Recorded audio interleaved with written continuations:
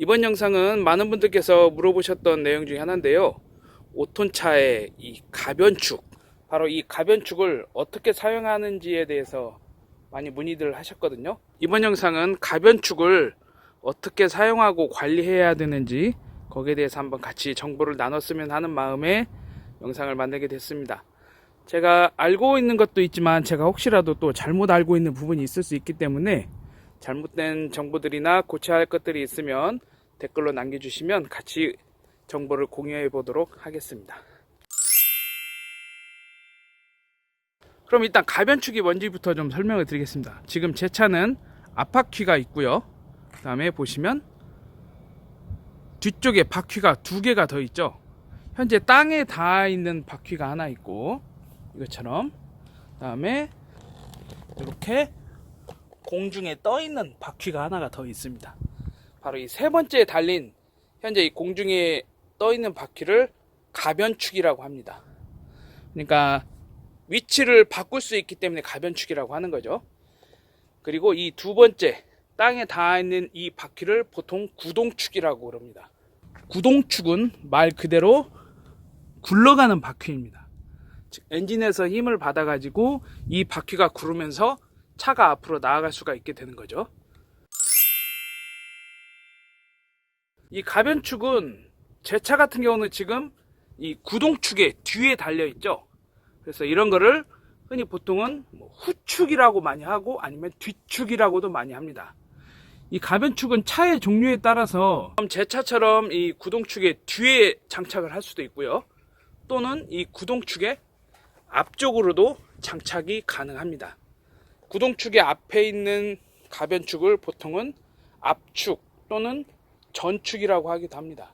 이거는 이제 차량을 어떤 식으로 운용을 하느냐에 따라서 선택을 할 수가 있는데, 저처럼 이제 콜바리를 하면서 여러 가지 짐을 다양하게 실어야 하는 경우에는 대부분 이 후축을 선택을 합니다. 왜냐하면 이 적재함 길이에 따라서 무게 배분을 다양하게 해야 되기 때문에 이 뒤에 후축을 장착하는 것이 그런 점에서는 매우 유리합니다. 그렇다면 앞축은 어느 경우에 하느냐? 절대적인 건 아니지만 앞축 같은 경우는 시내권에서 주로 운행을 하고 적재함 길이가 조금 더 짧고, 그리고 그에 반해서 약간 중량짐을 많이 싣고 다니는 차들이 구동축의 앞에 가변축을 설치하는 앞축 차량을 많이 운용을 하고 있는 상황입니다. 물론 그게 절대적인 이유는 아니고요. 대부분 그런 식으로 운용을 한다는 것만 알고 계시면 되겠습니다. 자, 구동축은 일반적인 화물차처럼 판스프링으로 되어 있습니다. 그런데 여기 보시면 가변축 같은 경우는 앞에 뭔가 덩어리가 큰 것들이 있죠. 그래서 뒤에서 보시면 바로 이런 에어백, 고무 재질로 된 에어백 단지가 있습니다. 이 안에 이제 에어가 들어왔다 나갔다 하면서 이 축을 내리고 올리고 할 수가 있는 거죠. 자, 그러면은 이 가변축을 어떻게 작동시키는지 한번 보여드리도록 하겠습니다. 자, 이 가변축 뒤쪽에 보시면 이렇게 3축 압력 컨트롤 박스라고 있죠. 현재 가변축을 장착하는 곳은 이 한국 3축 공업 외에도 여러 곳이 있기 때문에 그거는 이제 차량을 제작할 때 각자 기호에 맞게 선택을 하시면 됩니다. 요 부분을 누르고 당기면 되거든요. 이렇게. 또 보시면 이런 식으로 되어 있죠. 복잡해 보이지만은 다른 건 저희가 뭐 건들 필요가 없고 요 두 가지만 알면 됩니다. 자, 보시면 축 상승이 있고 축 하강이 있죠. 그리고 압력 상승, 압력 하강이라고 있죠. 이 스위치로 이제 축을 올리고 내리고 할 수가 있고, 축을 내린 상태에서 이 스위치를 통해서 에어를 조정을 할 수가 있습니다. 그리고 여기 보시면 에어 게이지라고 보시면 되겠죠. 영어로 되어 있는 것은 축이 현재 올라가 있는 상태이기 때문에 영어로 되어 있고요. 이제 이게 축이 내려오면은 이 압력 게이지가 변하는 것을 보실 수가 있습니다. 자, 지금부터 축 조작을 한번 직접 시연을 해 보도록 하겠습니다. 지금 현재 축은 이렇게 바퀴가 공중에 떠 있는 상태고요. 축 하강 버튼을 한번 눌러 보겠습니다. 그러면은 어떤 변화가 생겨나는지 한번 보시죠.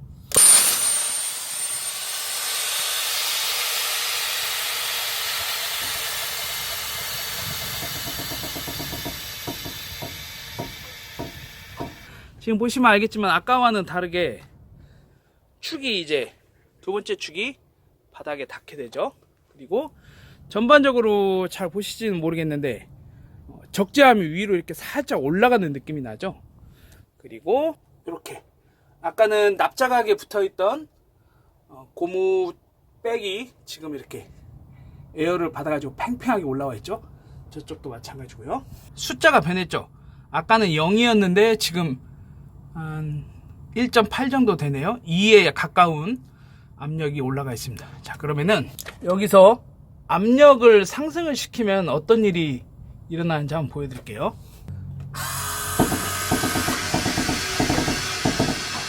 자, 비그덕비그덕 소리가 나면서 백의 공기가, 이 백에 이제 공기가 더 주입이 되는 거죠.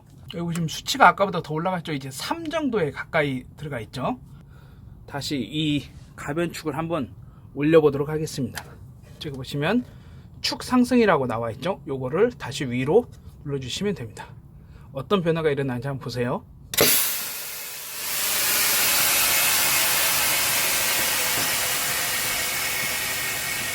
자, 백이 조금씩 쪼그라들고 있고 차체가 살짝 뒤가 이제 내려오는 느낌이 나죠. 그리고 가변축은 땅에서 이제 조금씩 올라가고 있습니다. 이렇게 해서 위에 떡하니 붙게 되죠. 차는 앞바퀴하고 이 구동축인 요 화면에 보이는 요 구동축인 요 부분까지 두 개의 축으로만 운행을 하게 되어 있죠.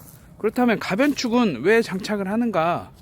많은 분들이 이미 알고 계시겠지만 조금 더 안정적인 운행을 하기 위해서 이 가변축을 장착을 하는 겁니다. 가변축이 없다면은 화물차에 실린 물건의 전체 하중을 저 앞바퀴하고 요 두 번째 바퀴가 전부 다 나눠 가져야겠죠. 예를 들면 제 차는 지금 공차 중량이 약 10톤 100kg 정도가 나갑니다. 10톤이라고 얘기를 했을 때 이 10톤의 전체 차량의 무게를 요 뒷바퀴하고 저 앞바퀴가 나눠 갖게 되는 거죠. 그런데 만약에 이 가변축을 장착을 해서 가변축을 땅에 내리게 된다면 어떻게 되겠습니까? 그 10톤의 무게를 축 두 개로만 배분을 해서 감당을 하는 게 아니고 가변축까지 해서 축 3개로 그 무게를 감당을 하는 거겠죠. 그렇다면은 앞바퀴와 뒷바퀴 구동축에 받게 되는 부담감이 굉장히 줄어들게 되겠죠. 그래서 타이어를 보호하기도 하고 노면에 미치는 압력도 분산이 되기 때문에 조금 더 안정적인 주행을 할 수가 있고 노면을 파헤친다든가 하는 위험성이 많이 줄어들게 되죠. 그래서 이 가변축을 이용을 하는 겁니다. 그래서 실제로는 이 가변축이 상당히 좋은 의도로 나온 건데 현실적으로는 이 5톤 가변축 차량들이 과적의 원흉이 되는 것처럼 많은 사람들이 생각을 하고 있고 과적을 하는 경우도 실제로 있습니다. 말이 많죠, 사실은 가변축 차량에 대해서. 하지만 원래 목적은 조금 더 안정적으로 운행을 하기 위해 나온 거라는 거는 좀 알아두셨으면 좋겠습니다. 그렇다면 이 가변축을 아무 때나 사용을 해도 되는 것인가? 가장 중요한 점은 주행 중에는 이 가변축을 절대 내려서는 안 됩니다. 물론 아주 저속, 이제 막 스타트를 한다거나 하는 경우에는 어느 정도 괜찮지만은 고속으로 주행을 하고 있는데 이 가변축을 내린다거나 하면은 가변축이 충격을 받을 수가 있기 때문에 주행 중에는 절대 내리시면 안 되고요. 주행 중에 올리는 거는 상관이 없습니다. 하지만 주행 중에는 절대 내리시면 안 되고요.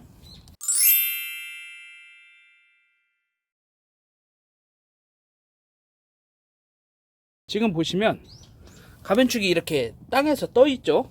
그런데 제 차는 지금 주차를 해놨기 때문에 사이드가 잠겨져 있는 상황입니다.